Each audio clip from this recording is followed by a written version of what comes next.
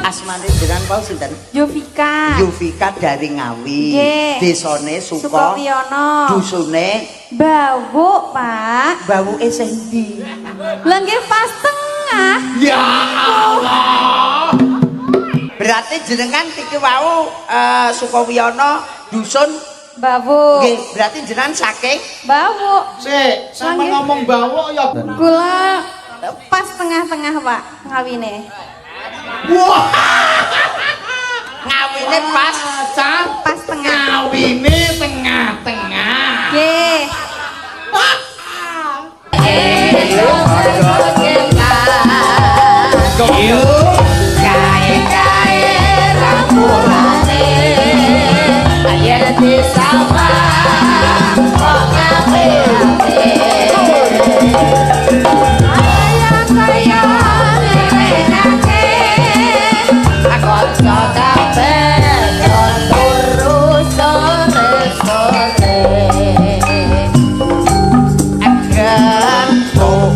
asale saka telong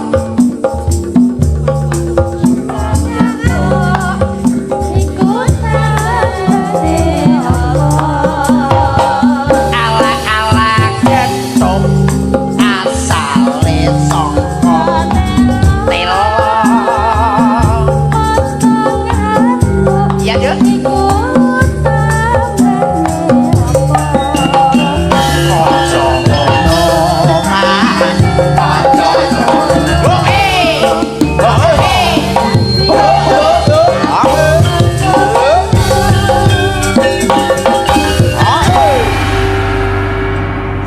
Wilujeng dalu Rahayu. Inggih, wilujeng dalu, Pak Dalang.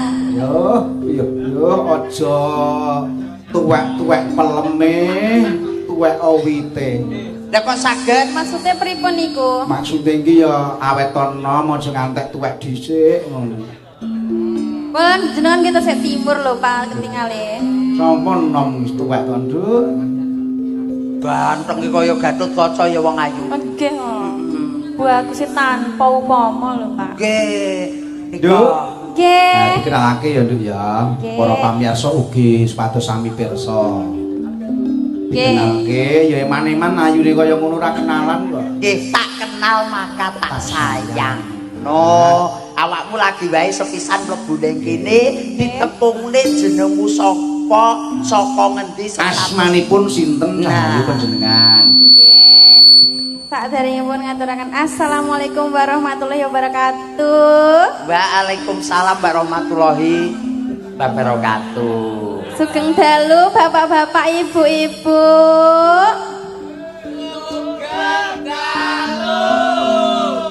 Terima kasih. Dari teman nggih, nami kula Yovika Listiarisma. Ya, dari mana? Kula saking Ngawi. Saking Ngawi. Ngawinipun pundi Cahayu? Kula saking Kecamatan Padas. Kecamatan Padas. Desanipun Desanipun Sukowiyono. Sukowiyono. Terus Dusunipun dusun Kula nek nyebut dusun niku ora dipekewuh lho, Pak. lho sik. Jenenge alamat kuwi kudu pasti kudu ya ana tur ya kudu tertib. Nek ora tertib upama ngirim paketan ya ora teko. nggih JNT bingung. Apa meneh nek gone lah dalang Angka kudune COD. bayar di rumah. Ah. Asmanipun sinten, saking pundi, Desane pundi, dusun dukuh utawa dusun ngendi. Niki saestu diaturke teng mriki. Lah piye to bene dulur Ponorogo ki do ngerti nang awakmu bocah menik-menik ki omahe ngendi to. Nggih, pun. Kula tak bisik-bisik mawon nggih, Saiki Pak. sampean ngawine pundi? Kok ngawi. Maksudku sisih kulon apa sisih etan ngoten? Kula pas tengah-tengah, Pak, ngawine. Wah, Ngawine pas Pas tengah. ngawine tengah-tengah. Nggih. Lho jenengan ku ya bloko to. Lah pripun? Ngawi. Ngawine. Nih. Lah nggih. Ngawine nggih tengah. Maksudnya bagian tengah niku nggih boten ngetan ke ngetan boten. Kulon nggih boten ke kulonan boten. Nggih pas tengah. Pas tengah. Nggih. Pas. Pas. Yo. Desa. Desa Sukowiyono. Oh, kuwi berarti tengah iki mau desane Sukowiyono. Desa Sukowiyono. Dusune Dusun. Bawu. Sik, Nduk. Pripun? Asmane jenengan pau sinten? Yovika. Yuvika dari Ngawi. Nggih. Desane Sukowiyono. Dusune Bawu, Pak. bawuke sing ndi? Lah nggih pas tengah. Ya Allah. Sik pas. Tak jlentrehne dhisik. Sangka Sukowiyono. Wiyono. Dukuhe Bawu. Bawu. Nggih niku nuwun sewu mboten Niku saestu, saru. nggih? Niku saestu. Bawu. Nggih, Dadi jenengan saking Bawu. Berarti jenengan iki wau Sukowiyono dusun Bawu. nggih, berarti jenengan saking Bawu. sik sampe Nggih. ngomong bawu yoga-yoga merem kabeh. Lho lah napa lho, Pak? Lah ora ngerti. Niku nuwun sewu mboten saru niku nama tempat yen kula Teman-teman asli dusune. dusun nggih. Nggih, Bawu, ngoten. Menawi bapak-bapak, ibu-ibu ingkang lenggah dhateng mriki menawi mboten percaya saged mirsani map mawon. Niki diketik Bawu Sukowiyono ngoten. Mengki lak muncul gambare. Dok. Iki lak upamane aku Google Map kuwi gambare mbawuk piye ya? Gambare Bawu niku wit ringin niku ngrembuyung, Mbak. Rembuyung. Nggih. Kiwa tengen apa ngesor dhuwur? Nggih. Nggih ngoten niku lho pokoke godhi ringine. Kiwa tengen apa ngesor dhuwur? Kiwa tengen. Kiwa tengen. Nggih. Beh, wite kiwa tengen, Pak. Rembuyung kok kiwa tengen ngono. Nek Nggih. ketok sing kiwa tengen ditebang karek dhuwur dhewe nyemul ngono lho. Mboten, ngen kula niku subur Pak tanahe, Pak. Oh, dadi bawu kok bawu. Nggih. Lah ya bawu yang jeneng Maksudnya Bawu dusun ngen kula. Lah ya bawu dusune jenengan. Nggih. Niku subur nggih. Nggih, alhamdulillah Nek subur. ngene niku kuwetel ngono nggih. Nggih. Aku percaya. Maune telung wit. Kiwa tengen karo dhuwur. Sarena sing kiwa tengen kuwi wis diketok karek dhuwur dhewe crembul ngoten. Ringine si Yopika iki. Tenan kok ya. Nggih, karek jrumul ngoten niku karena rajin kerja bakti. Begitu, Pak. Dek. Kok iso kerja bakti sing kerja bakti ning gone mbawuk. Pripun? Tegese sing nyambut gawe ning gone dusun Dusun kuwi. Mbawuk. Kuwi wong akeh apa wong siji apa wong loro apa wong telu apa wong papat ngono. Nggih, sak RT lho, Pak, wong kerja bakti gotong royong Gotong kok. royong kok, Reng. Bersih-bersih lingkungan ngoten Kabeh niku. iki sak lingkungan ki ngresiki mbawuk. Mbawuk. Tegese ngresiki mbawuk ngono-ngono. Nggih, lingkungan Bawu. Oh, nggih. Alhamdulillah. Nggih. Aku nanti tak teratap lho, Mas. Lah aku ndredeg kok. Nggih, wong jebul kuwi lingkungan. Lah menawi Pak Dalang mboten percaya nggih monggo tidak teng Bawu. Aduh. Bawu ingin jenengan. Nggih, dusun kula. Lah nggih dusun sampean. Nggih. Nggih siap. Nggih.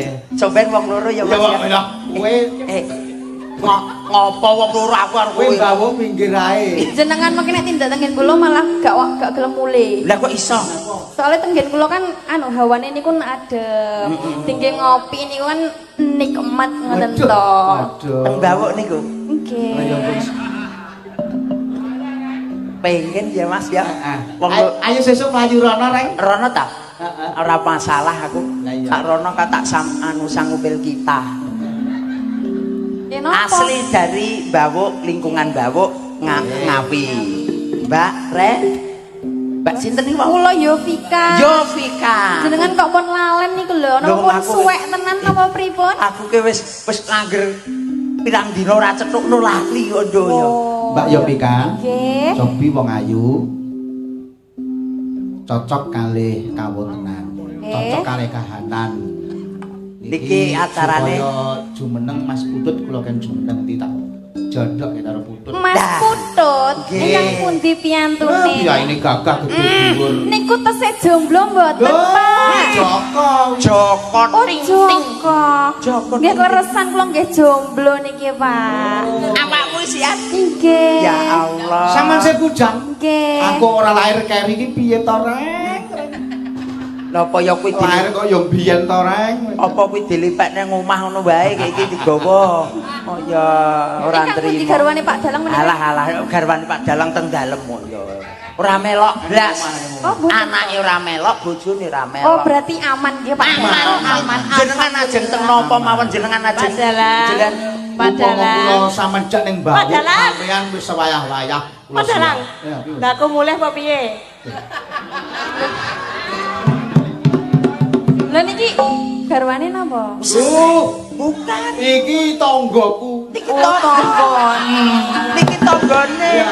Biasane sing masake aku. Nah, Rewang ngoten. Rewang. Lah Oh niki kaya ngono bojoku ah. Ya ora mungkin, ora mungkin. Napa nggih to, Pak? Iki sandiwara aja pegel. Niki disuseni tiyang kathah lho, Pak. ya ora apa-apa. Sing ora apa-apa. Benggol marayae. Niki Mas Putut nggih, Mas Putut di Nggih, monggo. kersane jumeneng monggo. Duduk. Gini.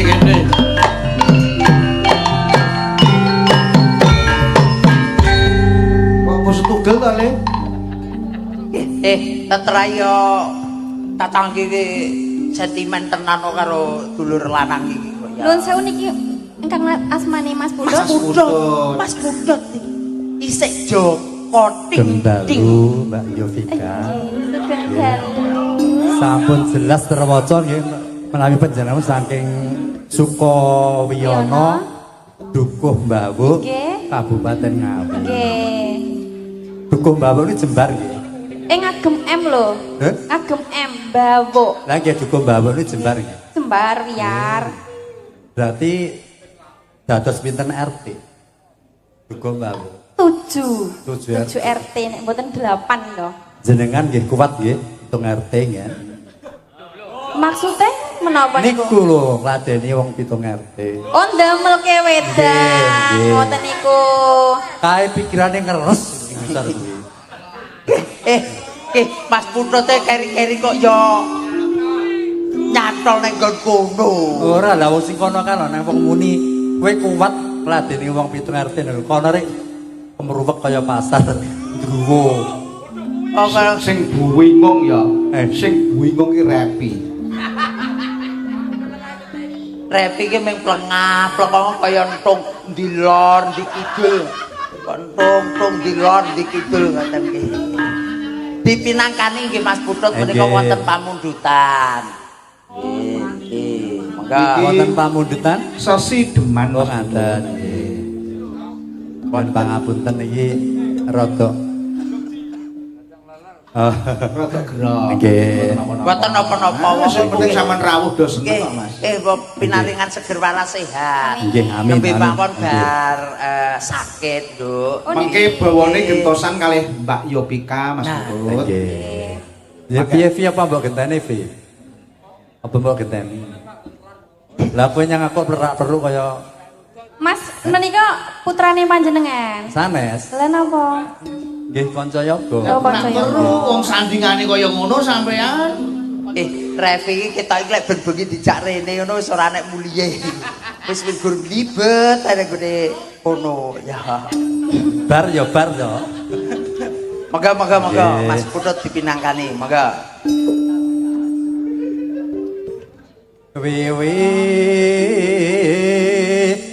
Wiwitane handara sang peke priya bagus kang olah budaya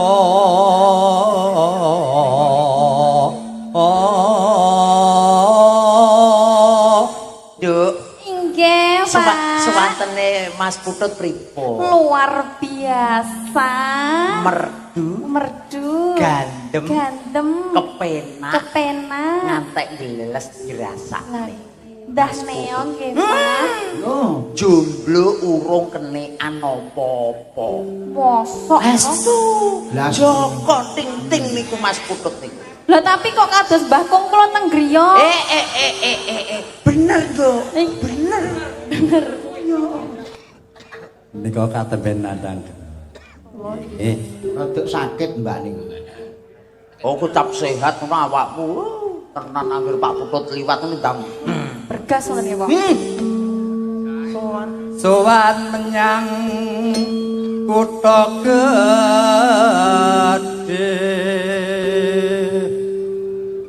Wah, Mbak Kayak- Yovika. Geser Ngawi.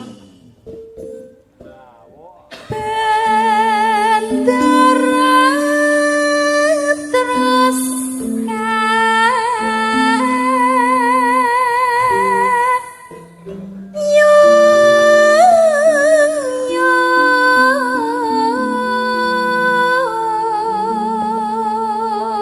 Mas Pasudi, Halo. sing kok mbawuk ki jan yo lengkik-lengkik modele. Nggih. Lah kula belajar nggih kalih Pak Dalang. Kali Mas Pasudi, Nggih. nah, terus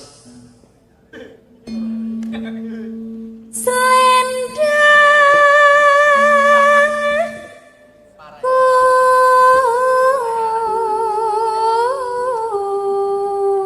kuning Kowe tak kantong-kantong ngono ra. kandhani kok kang saking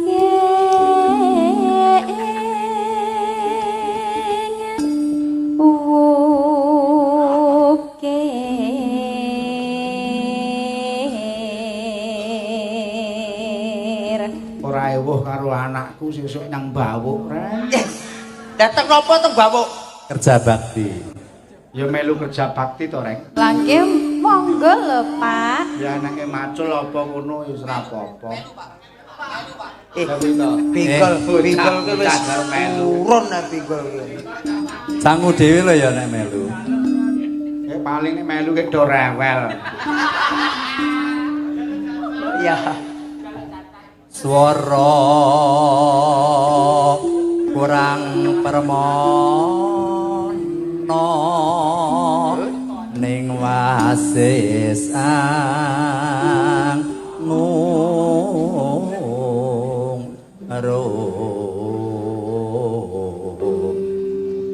Sing entek-enteki jajan ki Rocky kuwi.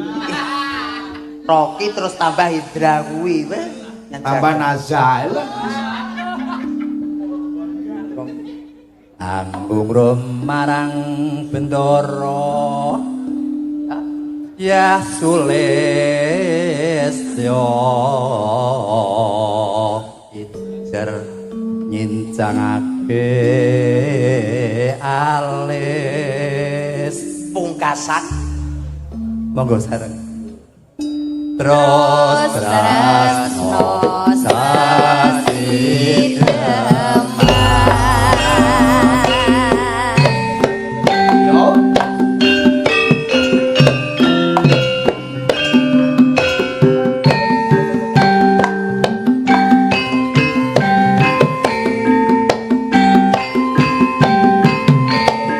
Yo. Yo. Yo. Oh. Tak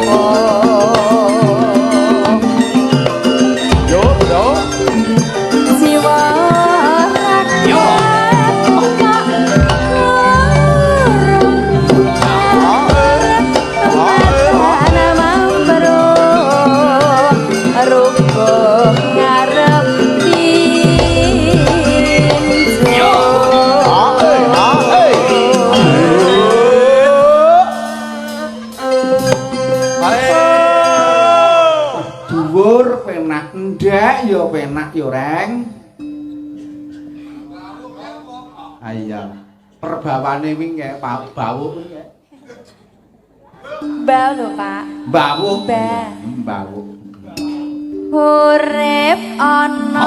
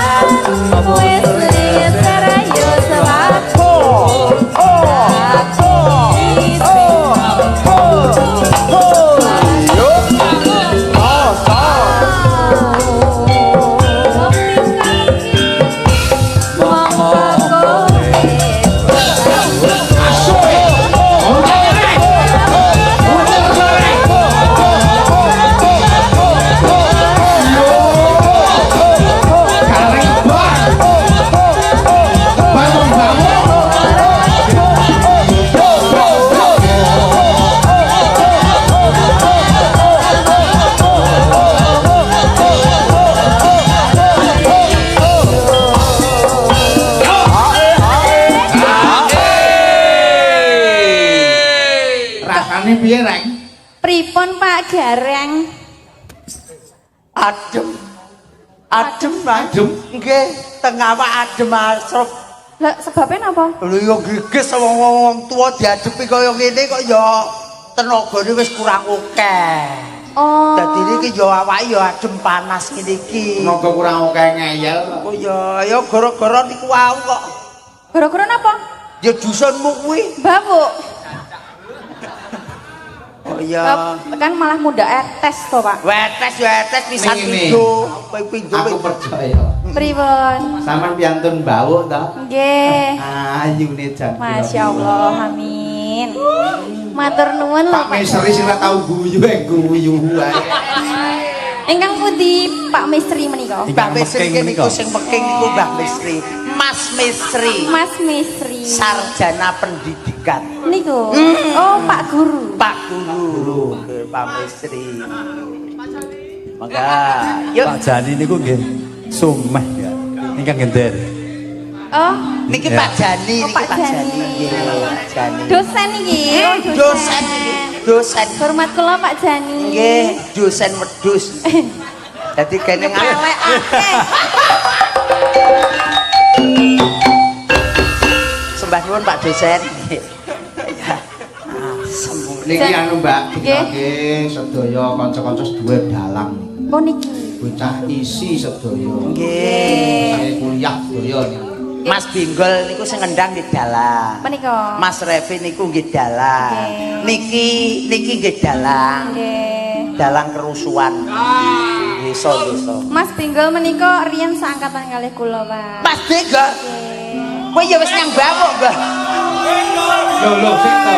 Seangkatan kali panjenengan. Nggih. Nggih, riyen jamane teng kelas wonten niku jual jawil kula lho, Pak. Benggol iki. Benggol niki. Saiki konangan Gol. Lho, Benggol. napa anu to pun gadah yang to niku, pun gadah pacar. Sakniki. Nggih. Benggol Loh. iki ta. Pun gadah pacar apa dari Mas? Lah sing kae. Jarine segandeng karo Cang Jabung. Karo Cang Jabung sidok ora. Awakmu karo iki sing jelas lho. Lho, Ya, amit Mbak Mutiara. mangga. Urip ana kutha